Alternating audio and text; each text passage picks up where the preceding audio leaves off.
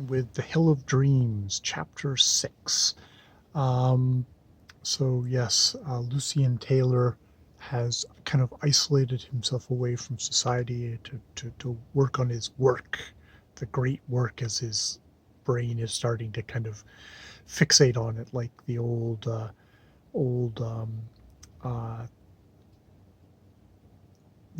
magical the, um, magic theorists might think of it. Dermatologists, uh, probably got the word wrong there. Um, but the work is failing, and it's the winter time, and he's starting to know real despair. Um, and you know, there's a part of him that's just kind of going like, "Oh God, it would have been maybe I am better suited for, um, being a man of business instead of trying to work at art." Um, and But he still has the lust. But the thing is, he still has that kind of that lust for to make a work, to make something great. Um, this has a scene which I'm not quite sure if it's comedic or not.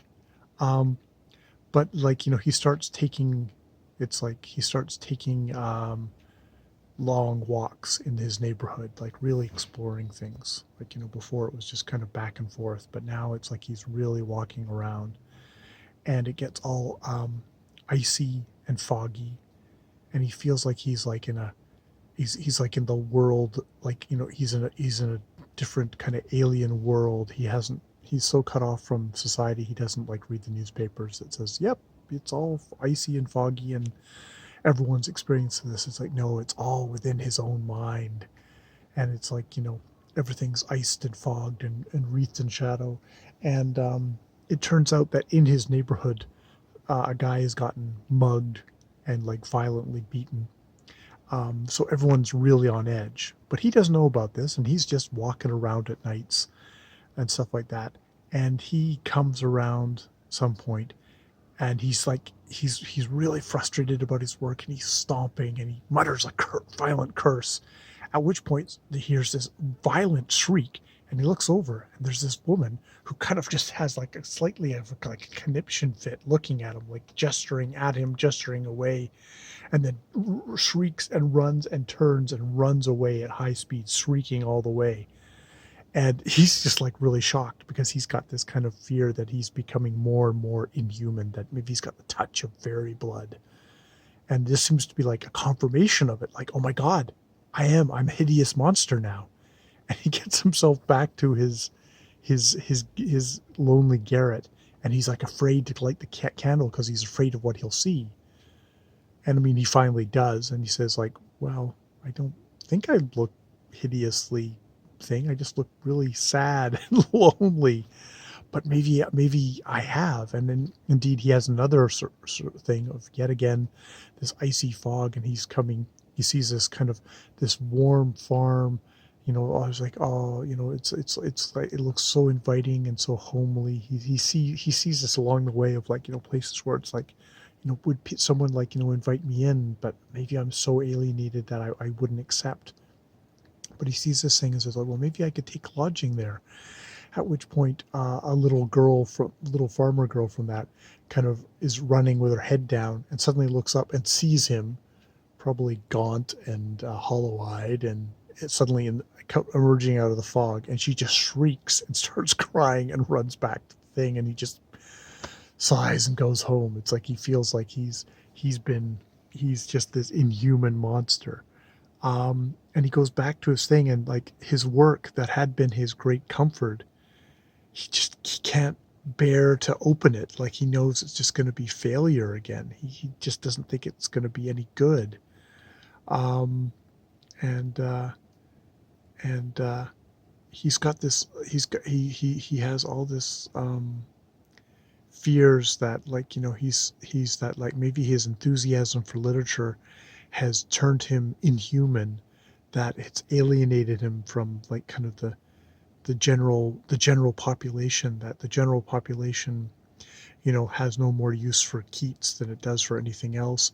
He actually makes, there's a very kind of a racist thing, or you know it's like they look upon him with the same scorn that a quote black savage unquote black savages quote unquote have looking upon a white man on their equally long journey, which is like, bleh.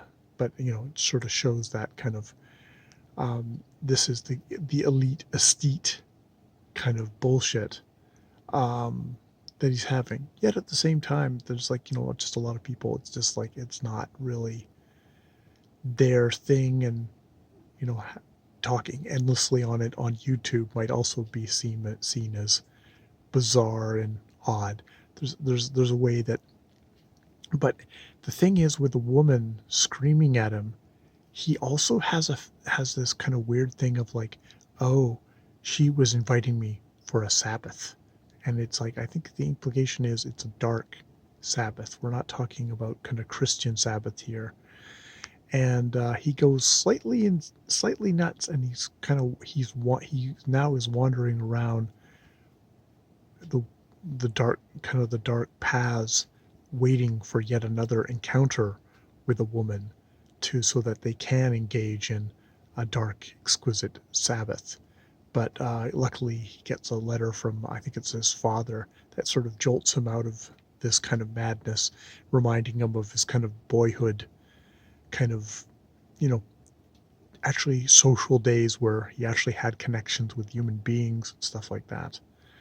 Um, there's a part in here where he wonders, maybe I am still in that Roman fort, in that green bracken lying there still. Maybe I'm still lying there, and that what left the Roman fort is actually a changeling. So like sort of I'm the changeling. So he's got all this tormented kind of imaginings.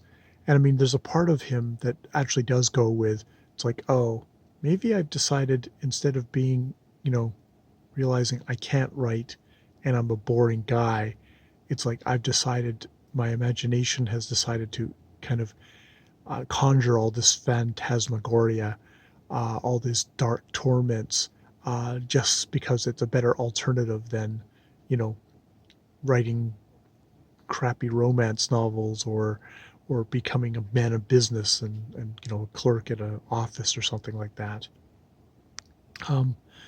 He has a scene in here of like, he's like, oh, like De Quincey would go and walk amongst the common folk, and so he goes down to like a night market where he's expecting to kind of see very kind of homely situation with kind of like little family units and the children getting sweets and that. But what he finds, at least from his point of view, is kind of a bacchanalia of drinking and coupling, and the harsh, loud cries coming from the drinking halls as the doors flap open and shut. And there's this bronze-haired woman, who guys are going up to and asking, "Hey, you want to go for a walk?" And she keeps on refusing them and saying like, "Oh no, I'm waiting for a friend. I'm waiting for a friend." But then she comes up to him and says, "Hey, I'd go for a walk with you." Which, of course, at which point our virile and lusty hero goes, "Oh, no," and runs off and retreats back. Um, but he retreats back to his own work, and he's maybe slightly more sane. I'm not quite sure by the end. I'm trying to remember that part. There's so many vivid little images in here. You get to the ends and it tails off for me. Um, it's like, well, maybe I can do kind of a half-assed job. It's like that, the whole thing of like, well, I'll just try and do my best, even though I know it's going to be in some ways a miserable failure.